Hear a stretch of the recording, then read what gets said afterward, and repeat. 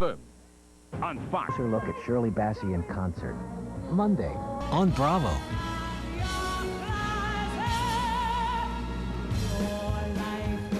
Coming up next on Bravo, Charles Champlin, arts editor of the Los Angeles Times, has an insightful, charming way of conducting an interview that tends to bring out the unexpected from great film artists. It's another edition of Champlin on Film, next on Bravo.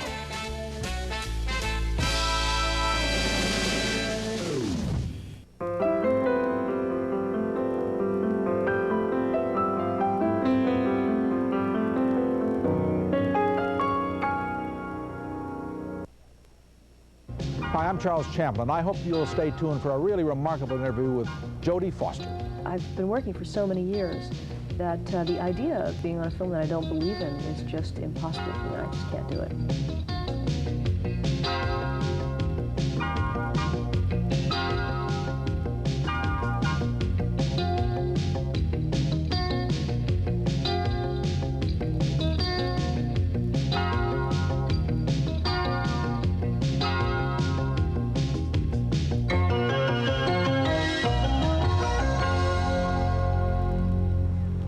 Jodie Foster's only 28 now, but she's been acting for a quarter of a century. In a suntan lotion commercial at age 3, then as a regular on 2 television series, finally at the ripe age of 8 in her first feature, Napoleon and Samantha, over at Disney. She was 13 when she played the young prostitute in Taxi Driver, was Oscar nominated for that role. She later won the Oscar for The Accused. There have been rave reviews this year for Silence of the Lambs, and now she's directed her first feature, Little Man Tate, in which she also co-stars with Diane Wiest and a very remarkable child named Adam Han Bird. Along the way, she's found time to graduate with honors from Yale, and from the start, she's handled the pressures of fame and fortune with uncommon ease. And here at the Beverly Hills Hotel, I talked with Jodie Foster about her directing debut and about her life. Jodie Foster, let's talk about Little Man Tate. Okay. I gather you were first just offered it as the role that you played, as an actress rather than as a director, and then you sort of twisted an arm here and there, did you? Yeah, I think not necessarily offered, but sort of casually given. It was in a pile of things for me to read, but it was unattached, and it wasn't really at a studio, and so I waited a little bit. I talked about acting in it and perhaps helping it get off the ground because it didn't really have financing. And then when I went in, I said, of course, I'd really love to direct this. There are only 2 people who could direct this. I said, Louis Malle, and then there's me, and they laughed at that. And they said, well, let's call up Louis Malle and see what he's doing. Then after a while of talking about rewrites and stuff, that it came back again, and I knew that I could get Orion to set it up, so I did it.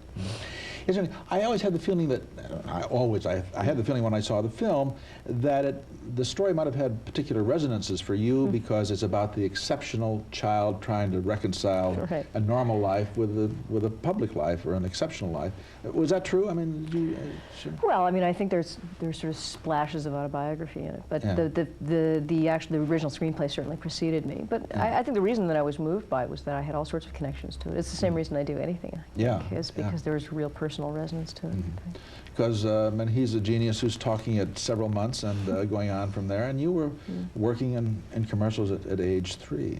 Yeah, I mean, I think the distinction is that it doesn't necessarily mean I was ever a genius. I was certainly never a genius, and I certainly didn't know anything about physics. You graduated from Yale with honors. I mean, that's yeah, but it's not, I think more than that is there was a certain prodigiousness about my career, about doing things very young, and in fact living what couldn't be called a normal childhood, but a healthy one nonetheless. And I think that's what I was trying to get at. But also, it seemed to me that there maybe was another kind of reverberation there. That it seems to me that your mother has done a remarkable job of helping you through all of these times and the public acclaim and the pressure, and you have come through with a serenity that is just extraordinary. Sort of, yeah. It was a great relationship, and the film does speak about a single-parent relationship, which is very different than a 2-parent relationship, and it's not something you really see on screen very often. I think it's there's something about when you don't have the conventions of the nuclear family, then suddenly you lead a life with your child that's very different, in some ways more authentic, I think, more intimate, and that may mean sometimes kind of there's more friction or more ugliness or any of that, because it is in fact more intimate. So a couple clips from the film.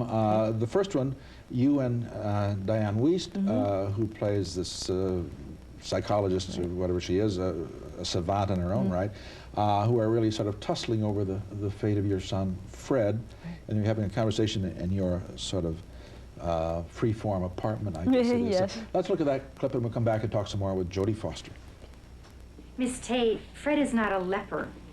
Intelligence is not a disease that you have to protect him from. He's blessed, but he's certainly not alone. There are many gifted children out there. Yeah?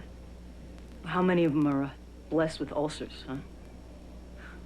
How many of them go to bed every night worrying about the ozone layer and the rainforest and why innocent people get murdered all the time? Fred worries about everything. He can't help himself. You want to send him to college. You hear about kids all the time, 10 years older than him, who are jumping out of windows on account of they can't handle the pressure. Now, let's not get hysterical. We're talking about one class for one summer. I told you we already made plans. What I'm trying to tell you, Miss Tate, is that right now your son is starving for stimulation and challenge, and for some order in his life. Things that you don't provide, but that I will. I know that to deny a child's potential is to smother his true self. Fred doesn't give a shit about his potential. He just wants to be a normal, happy little kid. Well, he's not normal, thank God. And he's certainly not happy. And you underestimate him greatly if you think that a summer by the pool will ever be enough for him. Fred wants to go to college. Don't take my word for it. Ask him.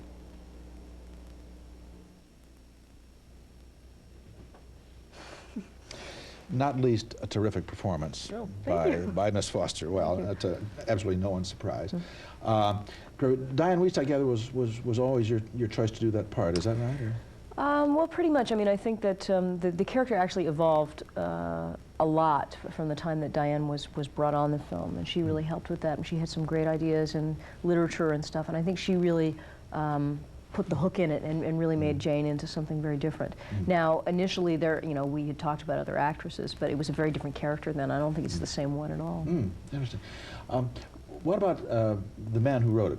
Yes, Scott Frank. Scott Frank, yeah. How did it originate with him? Do you know, did you talk to him about it? I mean, what this idea of the tug of war over the child? You know? Well, there's a lot of different drafts on this film. It's been around for almost 10 years now. I think it has been around for about 10 years. And it was his first screenplay that he wrote out of college, University of Santa Barbara. Yeah. And he won a prize for it and all that kind of stuff.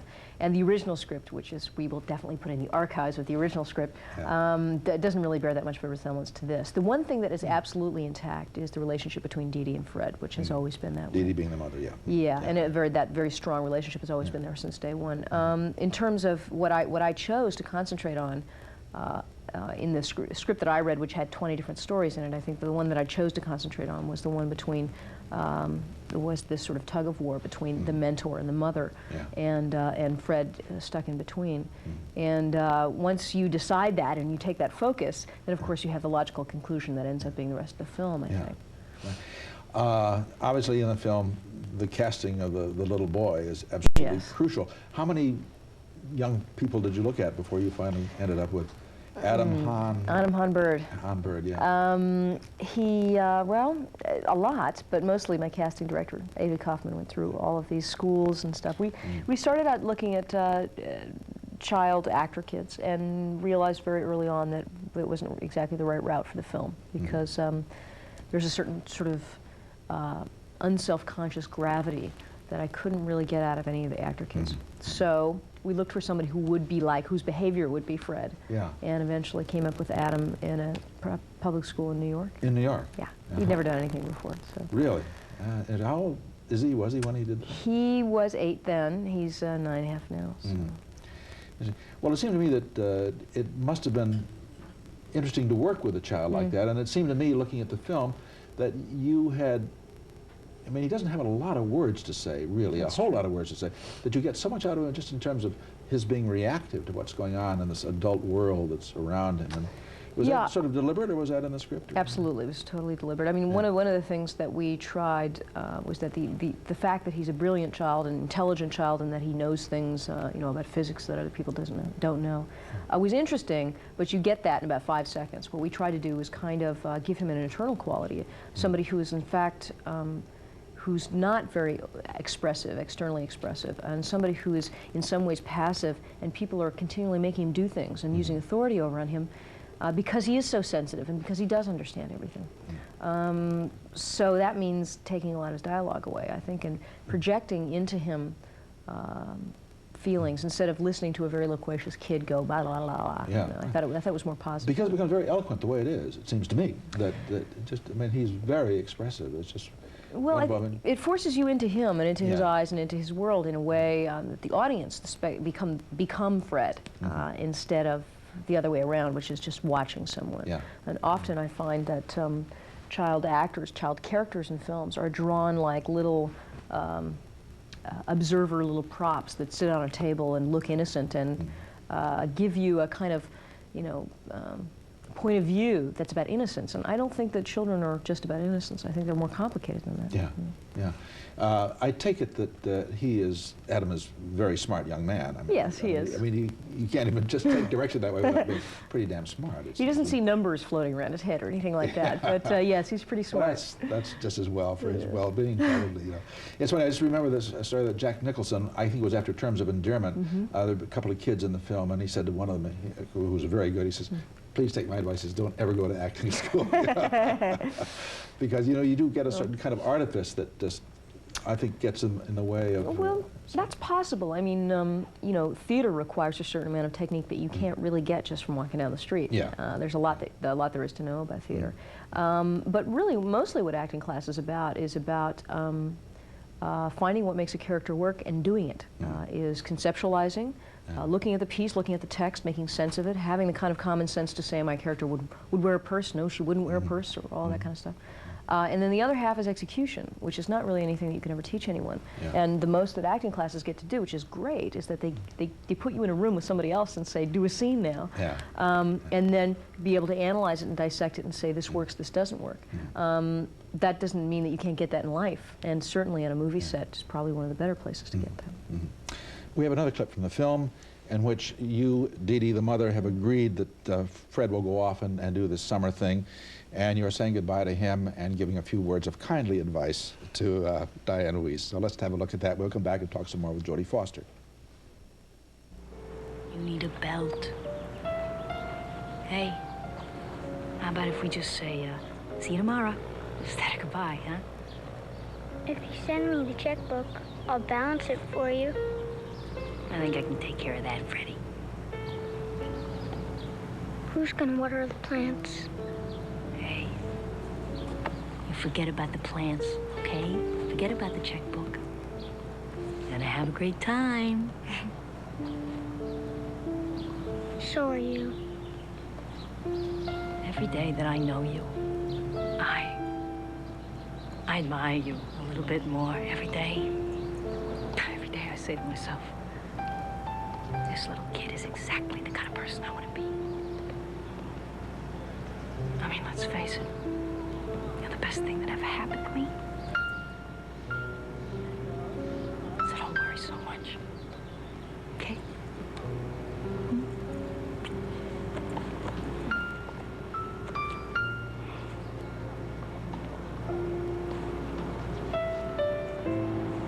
Hey, love you big. Go get your bag.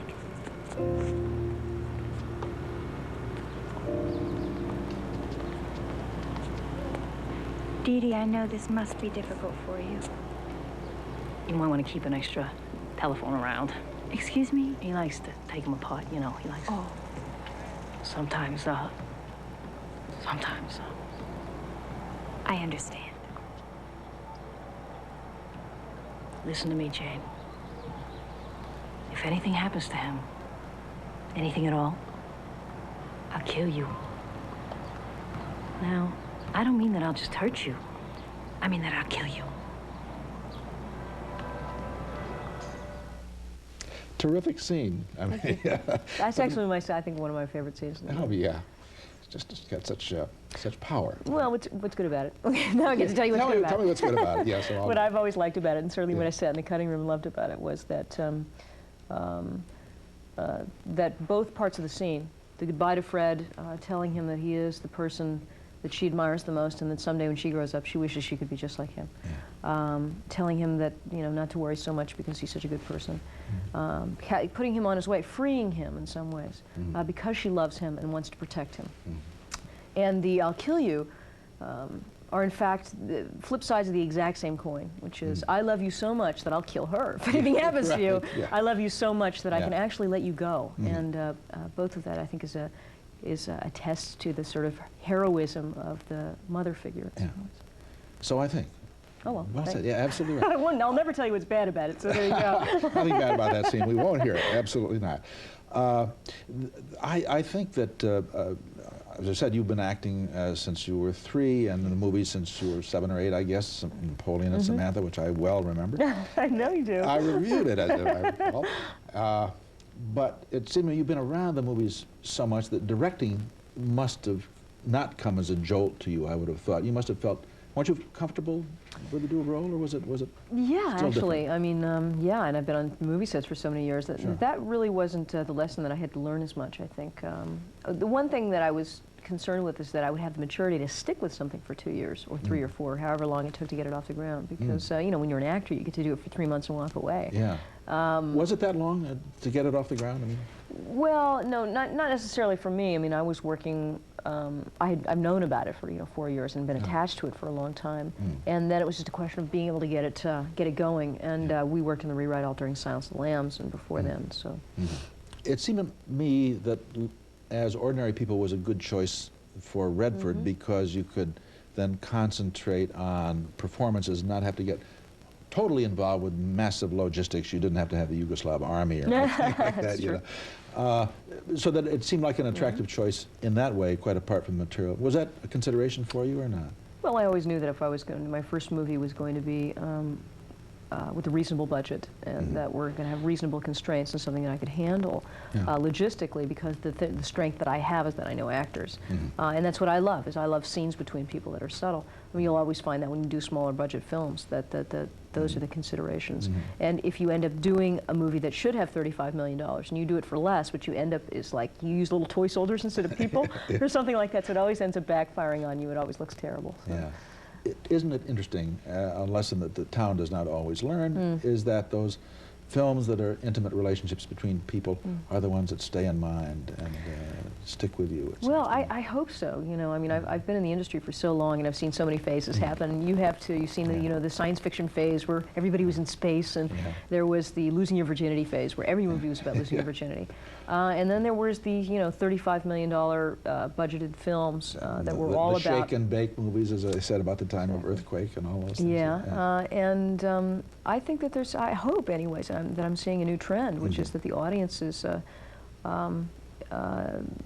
wants movies about sincerity and about things that are real and that are about them, I think. And that seems to be more apparent to me. Of course, I say that every year, so we'll see.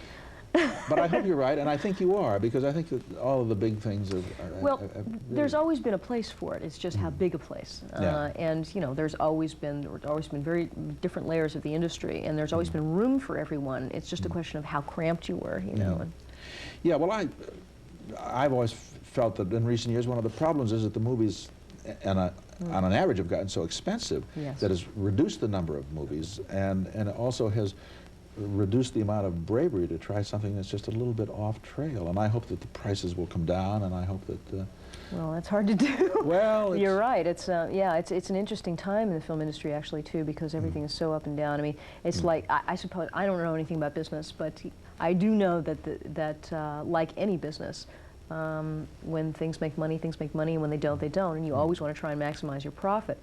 To what extent you maximize your profits is another story. How greedy are you?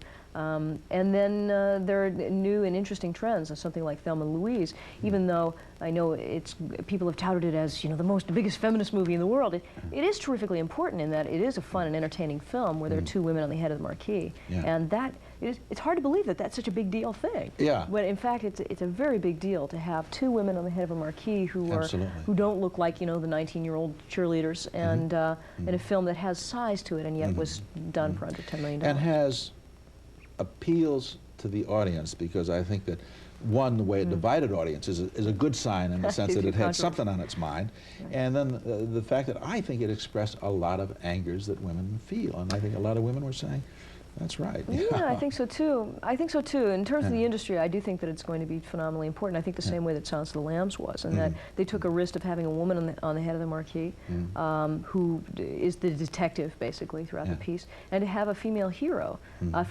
tell a story that is epic in proportion. And so now you have a monster hit with a film like Silence of the Lambs, and I think it's a great sign for the industry that you can do entertainment and intelligence at the same time.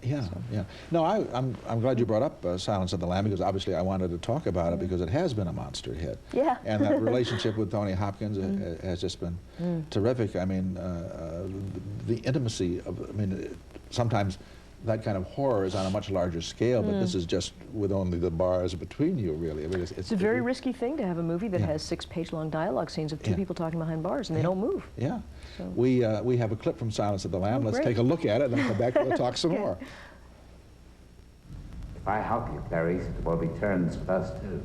Quid pro quo. I tell you things, you tell me things. Not about this case, though. About yourself. Quid pro quo. Yes or no? Yes or no, Clarice? Poor little Catherine is waiting. Go ahead. What is your worst memory of childhood? Death of my father. Tell me about it and don't lie, or I'll know. He was a town marshal, and one night he surprised two burglars coming out of the back of a drugstore. They shot him. Was he killed outright? No, he was very strong. He lasted more than a month. My mother died when I was very young, so my father had become the holy world to me. When he left me, I had nothing. I was 10 years old. You're very frank, Clarice. I think it would be quite something to know you in private life. Quid pro quo, Doctor. So tell me about Miss West Virginia. Was she a large girl? Yes? Big through the hips? Roomy? They all were. What else? She had an object deliberately inserted into her throat. Now, that hasn't been made public yet. We don't know what it means. Was it a butterfly? Yes. Pow. A butterfly, yes. Gulp. Jonathan Demme. Yes. Talk about working with him for a minute, because I think he's being honored in New York for the direction of that film. Yeah, it's well, it's a wonderful picture, and he, what I think he contributes to it that no other director could have done with this material, that every director brings something, some point of view that makes them more appropriate than anybody else, is that he's a good person, not just good like he's a good guy and he, you know, helps people out, but that it's what informs where he puts his camera, it's what informs what he sees, it informs everything that he does, is trying to live the potential of a good citizen, a good human being. And I think that's what sets apart a movie like Silence of the Lamb that deals with subjects that are quite horrendous. And he, as a director, he puts himself in the place of this female, you know, FBI agent who is more concerned with the victim than with monsters. What was your relationship with Tony Hopkins on the film? I mean, could you get friendly with him between takes and so on and so forth, or is it necessary to keep any kind of distance or not? I don't know if it was necessary. I know that we got off to a strange start because I had been working on the movie already for a month and a half, and he came in and he was behind those bars, you know, and you had to unscrew it in order to get him out. And so those scenes were so long that he would spend a day inside, and then the next day we'd come back and we'd shoot my side on the other side. So I never really got over being a little bit intimidated by the Lecter in him. Yeah. And even though I really liked him and he would do crossword puzzles on the side of the set, I don't think we consorted as much. And then by the end of the movie, I threw my arms around him, he threw them around me, and I said, I was scared of you, and I don't know why. And he said, I was scared of you too, and I don't know why. So now we're good buddies. Yeah, well, that's good. I've heard that Tom Harris, who wrote the script, is just keeping his own counsel, but he's off sitting at a typewriter all by himself and writing a sequel. Yes, so he was the novelist that, as well. Yeah, he was the novelist, and Ted Talley adapted it. Yeah. Well, that's what I hear, so we'll see. That's definitely would be something that I'd enjoy. There's a lot more to be said about that arena and about that character and Lecter and how the whole business interact of psychological profiling of the serial killer is very interesting. Yeah, it's interesting in fact, and interesting as a metaphor as well. Yeah, I think. Yeah, absolutely right. And as I recall, I've read the book some time ago, the debate about the ending. Did you shoot a couple of endings, or were various endings debated for the? There were a few endings debated, but this was the only one they shot. The only one that was shot. Yeah. So. You know endings. Yes. You know the endings issue, right? Yes. Every time you make a movie, for some reason, it's the only thing. It's like the only thing in anyone's vocabulary that they really know how to attack. Is the ending. Right. Yes. There is that. You're speaking of critics, of course. No. And also, you know, an audience. If you say, "So, what would you change?" I don't know. It's like this little demon inside their head always says, "Well, the ending." So. Yeah. Maybe it's just because it's the last thing they've seen. It's you know, true. it sort of sticks in mind.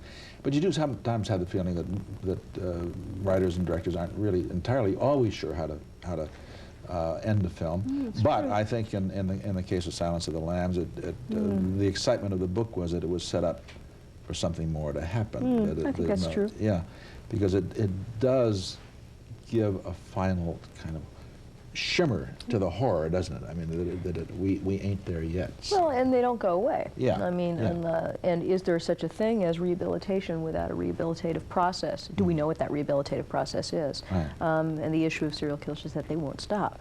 So it's something to be talked about, certainly. Yeah. What is next on your agenda? Do you know what you're going to direct next by any chance? Or no? No, I have no idea. Yeah. I'm looking at things all the time. I unfortunately am so picky that now people are starting to make fun of me about it.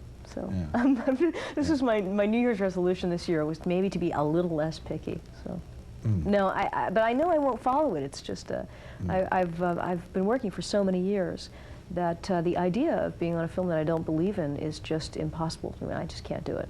So I have to love it, and that means I usually only work once a year. And why shouldn't you? I mean, why shouldn't you love it? I mean, it's true. It's silly. Yeah.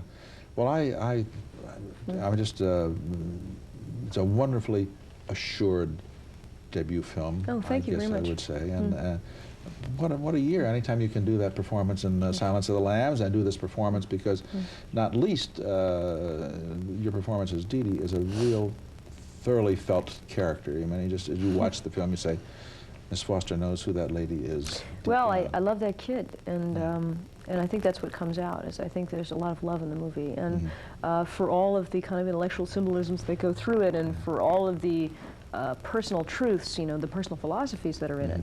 There's an undeniable bond between Dee Dee and the child, and I think that extends also to the director and the child as well. That there's that the director being the person that guides, and the mother being the person that protects, and having those be the same person on a movie set, I think made for a very strong, very strong feeling of the film. Jodie, we've been talking for 20 years, and I look forward to the next time. So thank you. Congratulations. Cheers. Thanks. Okay.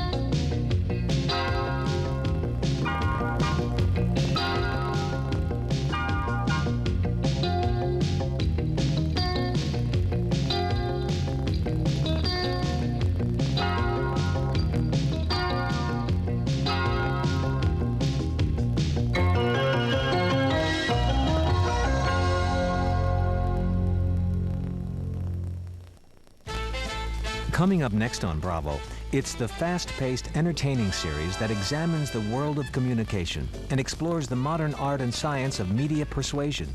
Media television, next on Bravo.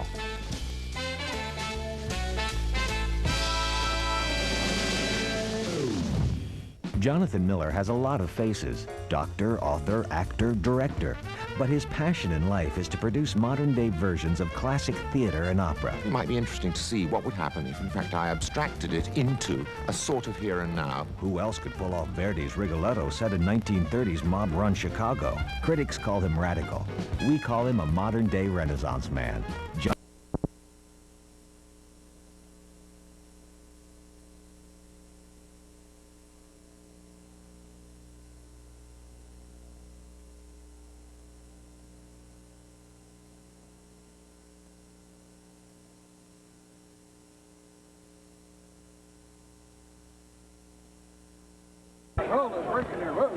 Right now, Brian LaSpata is fighting a little bit of the same type of fight that Frank Bruno fought against Mike Tyson. I don't really like that fight a lot, did you? Well, you know, my contention is that a fighter's got to get in harm's way to do any harm, and in boxing, certainly that's part of the game. If he wants to outpoint Nate Miller, he's got to hit him. He has to offer up some offense. As his mouthpiece goes flying out, it can't just be a defensive fight or a hold-on and survive fight. To go 10 rounds to do nothing and offer up nothing is not to have done anything. And now we'll get a timeout to put the mouthpiece back in. Let's go. They'll wash it off.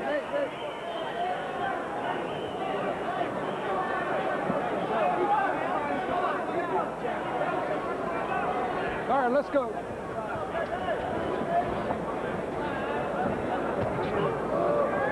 Good strong jab from Nate Miller. You know, right toward the end of the second round, LaSpata started to stick 2 or 3 good solid jabs, and I don't know why he didn't come back to it. There's some offense. There's a jab, a counter right hand.